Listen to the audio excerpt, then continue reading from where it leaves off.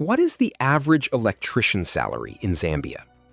The average electrician income in Zambia is around $2,000 a year.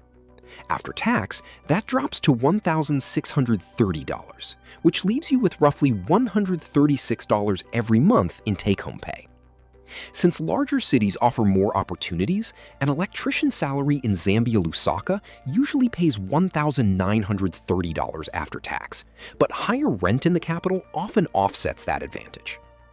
If you want to know how much does an electrician make in Zambia when starting out, entry-level wages sit well below these figures, though experience brings noticeable raises early on before leveling off. While a college degree is not strictly required, having formal technical education helps average electrician pay grow, which is why educated workers can advance into supervisor or chief technician roles. On top of that, learning specialized industrial skills can help you earn even higher electrician wages over time.